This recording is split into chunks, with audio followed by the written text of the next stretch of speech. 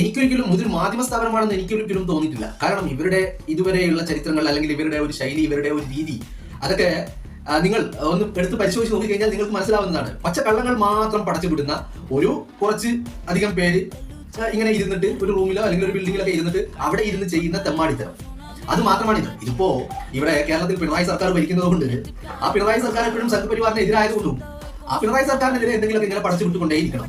ഇവരുടെ ഒരു ലൈൻ എന്ന് പറയുന്നത് പച്ചക്കള്ളങ്ങൾ മാത്രം പടച്ചുവിടുക, വാസ്തവ വിരുദ്ധമായ കാര്യങ്ങൾ പ്രചരിപ്പിക്കുക, വിദ്വേഷങ്ങൾ പരത്തുന്ന രീതിയിൽ എന്തെങ്കിലും ഒക്കെ പടച്ചുവിടാൻ കഴിയുമെങ്കിൽ അത് പടച്ചുവിടുക, അത്തരത്തിലൊന്ന് മാത്രമാണ്.